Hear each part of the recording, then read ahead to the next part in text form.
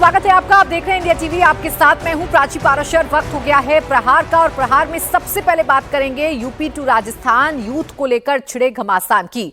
UP में Gen Z के मुद्दे पर सीएम योगी की बड़ी पहल हुई है। कई शहरों में छात्रों के प्रदर्शन को मुख्यमंत्री ने गंभीरता से लेते हुए अधिकारियों की जवाबदेही तय करने का आदेश दिया है। तो वहीं राजस्थान की राजधानी जयपुर में विधानसभा सत्र शुरू होते ही जयपुर की सड़कों पर हाई वोल्टेज पॉलिटिकल ड्रामा देखने को मिल रहा है। कांग्रेस के विधायक लगातार शिक्षा विभाग के नए आदेश के खिलाफ प्रदर्शन कर रहे हैं। विधायकों का कहना है कि सरकार स्कूलों में फोटो वीडियो पर प्रतिबंध और बाहरी व्यक्तियों के प्रवेश पर पाबंदी स्कूलों की जमीनी हकीकत को छिपाने के लिए लगा रही है।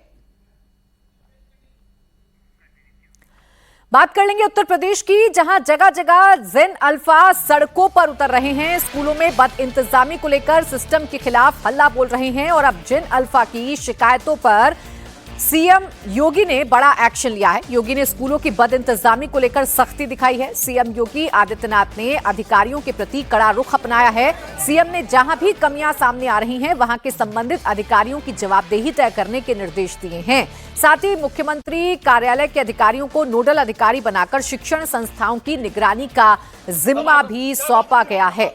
दरअसल लखनऊ, उन्नाव, आजमगढ़, हमीरपुर, कन्नौज, फतेहपुर, मुरादाबाद, अमेठी, महोबा ये वो जिले हैं जहां जिन अल्फाज सड़कों पर उतरकर स्कूलों में हो रही बदइंतजामी के खिलाफ हल्ला बोल रहे हैं। और अब इसी विरोध प्रदर्शन को देखते हुए मुख्यमंत्री योगी आदित्यनाथ ने जेन अल्फा के लिए अधिकारियों को निर्देश दिया है। अधिकारियों को यह कहा गया है कि जो भी समस्याएं हैं, जो भी परेशानी इस जनरेशन के सामने आ रही है, स्कूलों को लेकर ये जितनी शिकायतें कर रहे हैं, उन शिकायतों को देखा जाए, परखा जाए। विशाल प्रताप सिंह मेरे सहयोगी इस वक्त जुड़ गए हैं ज्यादा जानकारी के साथ। विशाल, ये कितना बड़ा फैसला मुख्यमंत्री का है और इसका क्या प्रभाव उत्तर प्रदेश में पड़ने जा रहा है?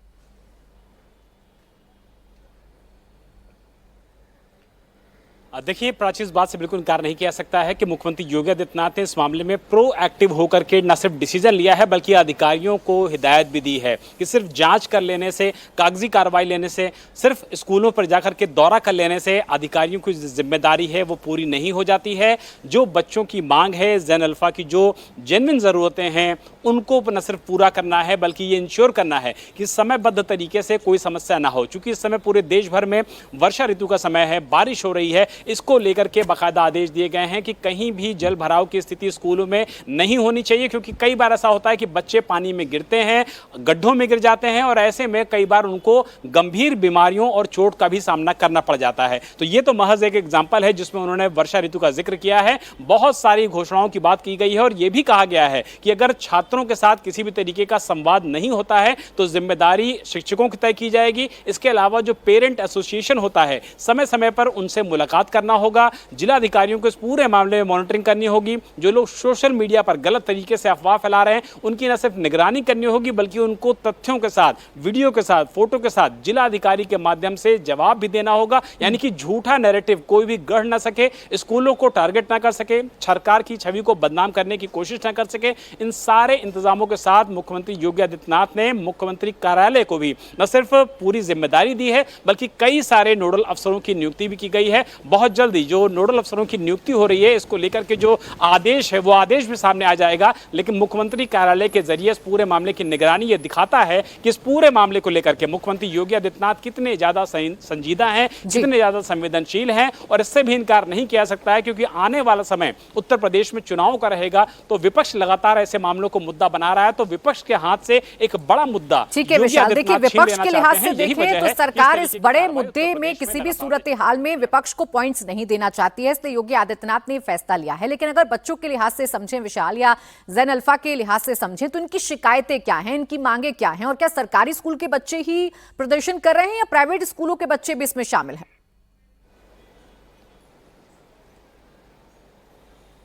प्राची, मोस्टली अभी तक जो 8 से 9 जनपदों की बात सामने आई है उसमें सर्वोदय विद्यालय हैं। चाहे उसमें लखनऊ की ही बात कर लिया जाए, एक बार छात्राएं सड़कों पर उतरती हैं अपनी जेन्युइन डिमांड्स को लेकर के, एक बार छात्र उतरते हैं। फतेहपुर की बात कर लिया जाए, अमेठी की बात करें, उन्नाव की बात करें, आजमगढ़ की बात करें, कन्नौज की बात करें, तो ज़्यादातर जो बुनियादी सुविधाएं हैं छात्र उन्हीं की मांग कर रहे हैं कि उनके स्कूल में पंखे हों, उनके स्कूल में लाइट्स हों, उनके स्कूल में शिक्षकों की कमी ना होने पाए, उनके स्कूल में साफ सफाई की व्यवस्था हो और जो वाटर कूलर लगे हैं उनकी नियमित तौर पर सफाई हो। तो ये कुछ ऐसी चीजें हैं जो कि विशाल, लग्जरी में बिल्कुल मूलभूत नहीं आती, सुविधाओं की जिनमें मांग ही ये डिमांड बच्चे कर रहे हैं, और जब स्कूलों में पढ़ने के लिए जाते हैं ऐसी सुविधाएं ही इनको नहीं मिलेंगी तो जाहिर बात है बच्चों की पढ़ाई पर भी प्रभाव पड़ता है। शुक्रिया आपका तमाम जानकारी के लिए विशाल।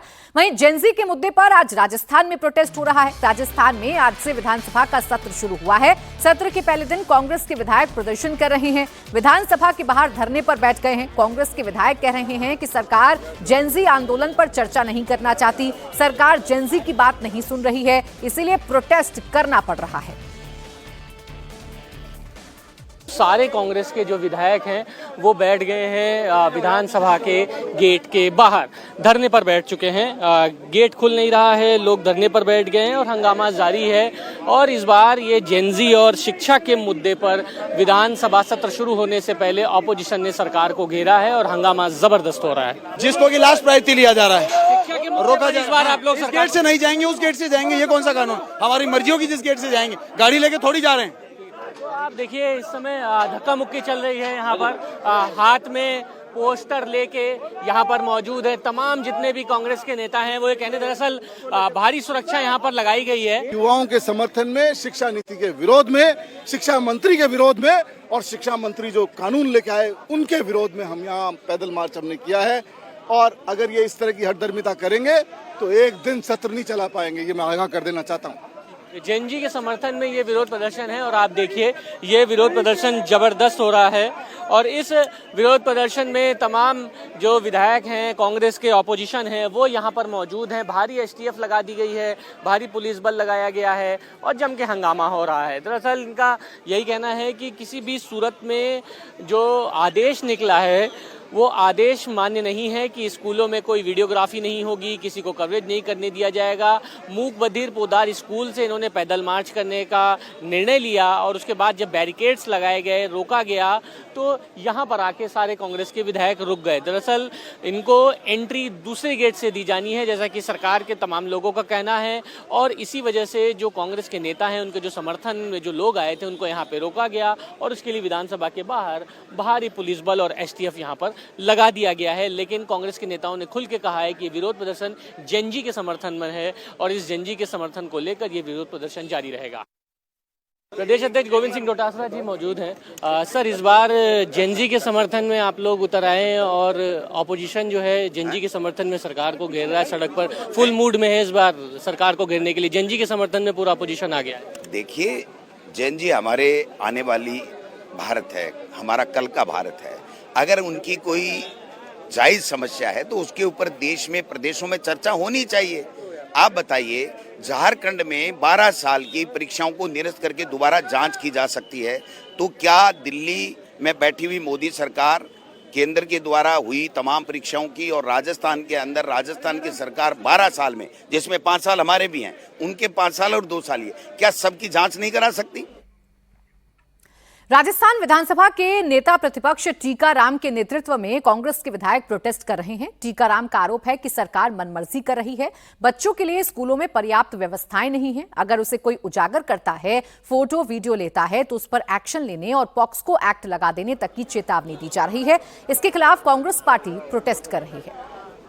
नेता प्रतिपक्ष टीकाराम जूली हमारे साथ मौजूद हैं, गेट के बाहर खड़े, हाथ में तख्ती है, नन्हे मुन्नो करे पुकार, हमारी मांगे सुनो सरकार। शिक्षा के मुद्दे पर सरकार को घेर रहे हैं इस बार। आज बात करना चाहते हैं, अभी तो अंदर ही नहीं जाने दे रहे। देखो, आप लोकतंत्र के अंदर विधायकों को विधानसभा में अंदर आने से रोकना विशेषाधिकार हनन है और हम सारे विधायक खड़े हैं, गेट बंद है। क्यों बंद है? इसी गेट से जाते हम। आखिरी दिन जब गए थे इसी से गए थे, तो आज क्यों जाने से रोक रहे हैं? पूछा आपने क्यों रोक?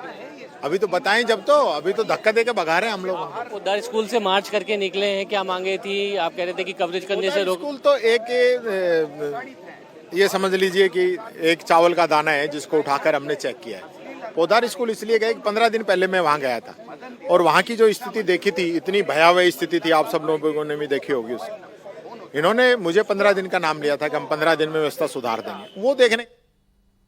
तो दिल्ली में हुए एक्सपेरिमेंट के बाद अब जगह जगह विपक्ष को यूथ में स्कोप नजर आ रहा है और इसीलिए यूथ के मुद्दे पर अग्रसर होकर या यूथ के मुद्दे पर एग्रेसिव होकर इन मुद्दों को उठाया जा रहा है। मनीष भट्टाचार्य मेरे सहयोगी इस वक्त हमारे साथ जुड़ गए हैं। मनीष, बताइए आज कांग्रेस का विरोध प्रदर्शन किस बात को लेकर हुआ? राजस्थान के क्या मुद्दे हैं जिस पर कांग्रेस के विधायक आज इस तरीके से विरोध प्रदर्शन कर रहे थे, काली पट्टी बांध रखी थी? देखिए, विधानसभा सत्र का पहला दिन है। पहले से ही ऑपोजिशन ने मूड बना लिया था कि शिक्षा के मुद्दे पर सरकार को घेरना है, क्योंकि कुछ दिन पहले अशोक गहलोत, टीकाराम जूली और तमाम नेता यहां पर मूक बधिर जो पोदार मैं आपको रोक रही हूं, सीधा सुन पाते हैं। गृह मंत्री अमित शाह इस वक्त संबोधित कर रहे हैं।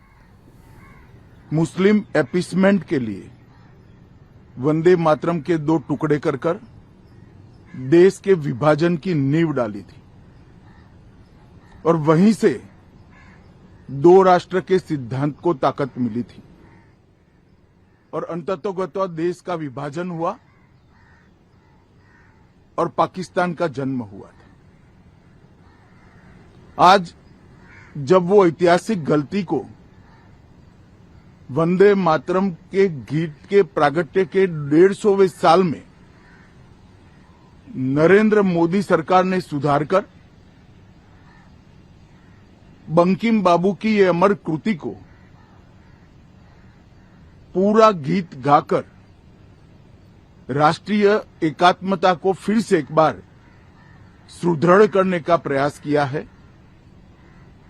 और सभी सरकारी फंक्शंस में इसको पूर्ण रूपेण गाने का जो निर्णय किया है, वो निर्णय को कानूनी जामा भी पहनाया है। इसकी अवहेलना करने का कांग्रेस ने कल निर्णय किया है। कांग्रेस का यह निर्णय केवल और केवल इनकी घोर तुष्टीकरण की नीति की पुष्टि करता है। वोट बैंक के तुष्टीकरण के लिए उन्होंने स्वर्गीय बंकिम बाबू के इस अमर कृति का न केवल अपमान किया है, वो लाखों शहीदों का भी अपमान किया है जो वंदे मातरम का नारा लगाते लगाते देश की आजादी के लिए फांसी पर चढ़ गए, जिन्होंने कई साल जेल में काटे। आज कांग्रेस पार्टी 1937 का अपनी पार्टी का रिजोल्यूशन मान रही है और पार्लियामेंट के एक्ट को नकार रही है। मुझे तो बड़ा आश्चर्य है, श्री राहुल गांधी की नेतृत्व में कांग्रेस पार्टी फिर एक बार इस देश में तुष्टीकरण की राजनीति को पुरजोश तरीके से आगे बढ़ा रही है। मैं देश की जनता को अपील करना चाहता हूं कि एक बार इस देश ने गलती करी थी वंदे मातरम के 2 टुकड़े होने देने की, और एक गलती के गंभीर परिणाम हमने भुगते हैं। अब देश की जनता एकजुट हो और कांग्रेस पार्टी के इस फैसले के खिलाफ आवाज बुलंद करे कि अब इस देश में तुष्टीकरण की राजनीति नहीं चलेगी। ये आजाद देश है। आजादी के 80 साल के बाद 1937 में जो फैसला कांग्रेस ने किया था, जिसको नरेंद्र मोदी जी ने सुधारा है, उसके सामने का कोई विरोध इस देश की जनता नहीं सहन करेगी। भारतीय जनता पार्टी कांग्रेस पार्टी के इस फैसले की कड़ी निंदा करती है और हम इसका जनता के बीच में और विधायी सदनों में भी पुरजोश विरोध करेंगे। तो गृह मंत्री अमित शाह ने बड़ा हमला कांग्रेस पर बोला और कहा कि कांग्रेस ने तुष्टीकरण की नई नीति बना ली है। वंदे मातरम का विभाजन एक बार फिर से कांग्रेस ने कर दिया है। 1937 में कांग्रेस ने किया था और एक बार फिर से यही कांग्रेस कर रही है। ये मुस्लिम तुष्टीकरण की राजनीति है जो कांग्रेस कर रही है और कांग्रेस को देश की जनता माफ नहीं करेगी वंदे मातरम के 2 टुकड़े करने के लिए। एक बार फिर से आपको सुनवाते हैं गृह मंत्री ने क्या कहा। कांग्रेस पार्टी की कार्यसमिति ने एक आश्चर्यजनक और देश विरोधी फैसला लिया है। उन्होंने अपनी पार्टी के 37 के रिजोल्यूशन को फॉलो करते हुए महान वंदे मातरम गीत के दो ही छंद गाने का फैसला किया है। मैं इस समय पर पूरे देश को याद कराना चाहता हूं कि 1937 में कांग्रेस पार्टी ने मुस्लिम अपीसमेंट के लिए वंदे मातरम के दो टुकड़े कर देश के विभाजन की नींव डाली थी और वहीं से दो राष्ट्र के सिद्धांत को ताकत मिली थी और अंततोगत्वा देश का विभाजन हुआ और पाकिस्तान का जन्म हुआ था। आज जब वो ऐतिहासिक गलती को वंदे मातरम के गीत के प्रागट्य के 150वें साल में नरेंद्र मोदी सरकार ने सुधार कर बंकिम बाबू की ये अमर कृति को पूरा गीत गाकर राष्ट्रीय एकात्मता को फिर से एक बार सुदृढ़ करने का प्रयास किया है और सभी सरकारी फंक्शंस में इसको पूर्ण रूपेण गाने का जो निर्णय किया है वो निर्णय को कानूनी जामा भी पहनाया है। इसकी अवहेलना करने का कांग्रेस ने कल निर्णय किया है। कांग्रेस का ये निर्णय केवल और केवल इनकी घोर तुष्टीकरण की नीति की पुष्टि करता है। वोट बैंक के तुष्टीकरण के लिए उन्होंने स्वर्गीय बंकिम बाबू के इस अमर कृति का न केवल अपमान किया है, वो लाखों शहीदों का भी अपमान किया है जो वंदे मातरम का नारा लगाते लगाते देश की आजादी के लिए फांसी पर चढ़ गए, जिन्होंने कई साल जेल में काटे। आज कांग्रेस पार्टी 1937 का अपनी पार्टी का रिजोल्यूशन मान रही है और पार्लियामेंट के एक्ट को नकार रही है। मुझे तो बड़ा आश्चर्य है, श्री राहुल गांधी की नेतृत्व में कांग्रेस पार्टी फिर एक बार इस देश में तुष्टीकरण की राजनीति को पुरजोश तरीके से आगे बढ़ा रही है। मैं देश की जनता को अपील करना चाहता हूं कि एक बार इस देश ने गलती करी थी वंदे मातरम के दो टुकड़े होने देने की और एक गलती के गंभीर परिणाम हमने भुगते हैं। अब देश की जनता एकजुट हो और कांग्रेस पार्टी के इस फैसले के खिलाफ आवाज बुलंद करे कि अब इस देश में तुष्टीकरण की राजनीति नहीं चलेगी। ये आजाद देश है। आजादी के 80 साल के बाद 1937 में जो फैसला कांग्रेस ने किया था, जिसको नरेंद्र मोदी जी ने सुधारा है, उसके सामने का कोई विरोध इस देश की जनता नहीं सहन करेगी।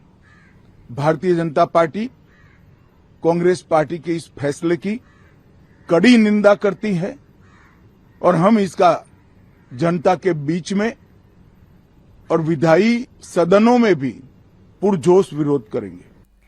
तो वंदे मातरम पर भारतीय जनता पार्टी कांग्रेस को घेरने की पूरी रणनीति तैयार कर चुकी है। गृहमंत्री अमित शाह ने बता दिया है कि 1937 में जो कांग्रेस ने किया वो 2026 में कांग्रेस को दोहराने नहीं देंगे। ये वंदे मातरम का अपमान है, ये एक बार फिर से विभाजनकारी नीति है और मुस्लिम तुष्टीकरण की राजनीति है।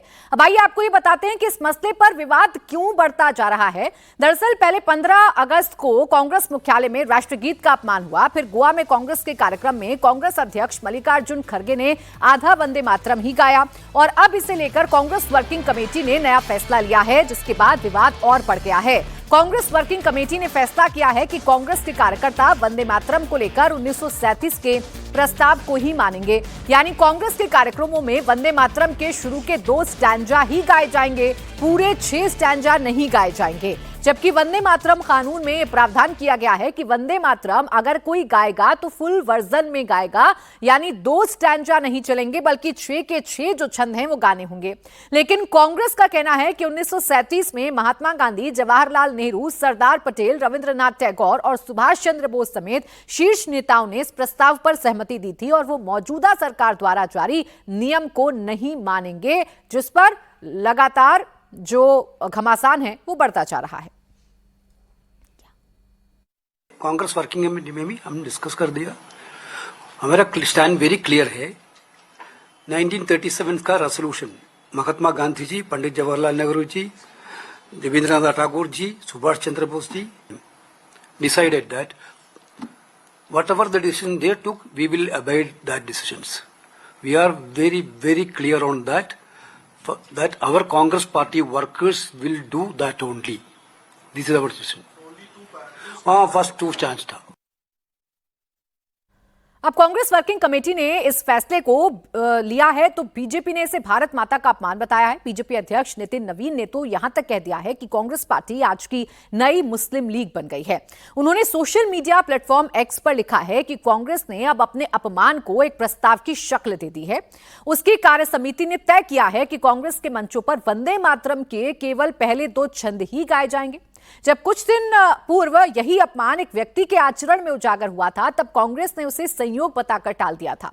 आज वही अपमान कांग्रेस की नीति बन चुका है। भारत माता की इस पावन वंदना का अपमान उन हजारों बलिदानियों का तिरस्कार है जिन्होंने इसी गीत को अपनी चेतना में रखकर राष्ट्र के लिए बलिदान दिया था।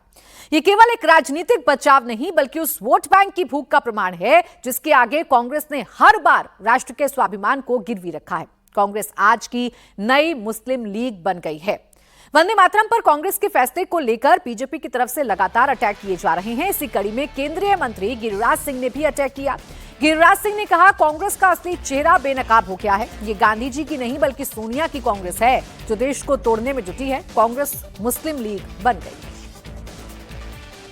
जो कल सीडब्ल्यूसी की बैठक हुई उसमें ये कहा गया कि जो 2 स्टैंजा है वही गाए जाएंगे, हम बाकी जो कानून बना है वो नहीं गाएंगे और 1937 का जो नियम है उसी को हम फॉलो करेंगे कांग्रेस की तरफ से वंदे मातरम को लेकर। आज के कांग्रेस का चेहरा बेनकाब हो गया।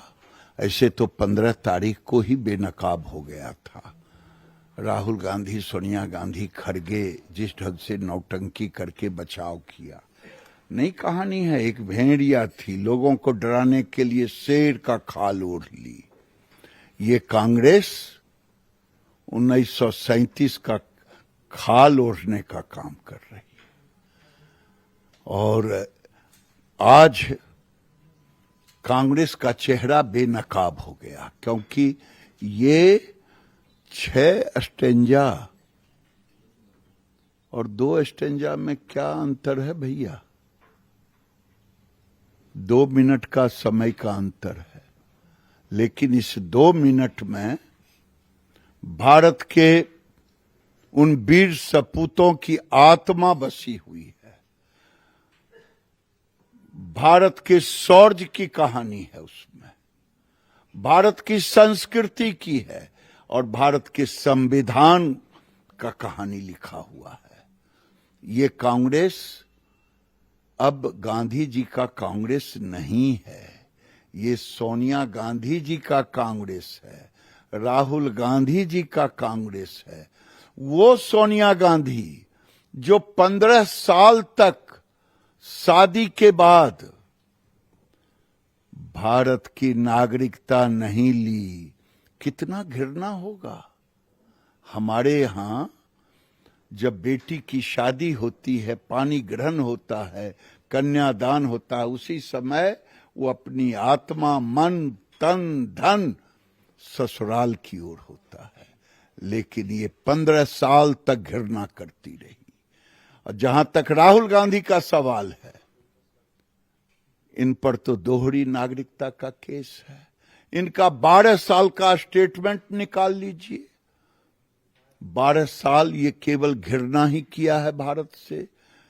पाकिस्तान की भाषा बोला, चाइना की भाषा बोला, अपने विदेश मंत्री से सहमत नहीं, चाइना के एम्बेसी की बात माना। ये जानबूझ करके अब ये भारत को तोड़ने की बात है। ठीक ही कहा, ये कांग्रेस नहीं है, मुस्लिम लीग कांग्रेस है। लेकिन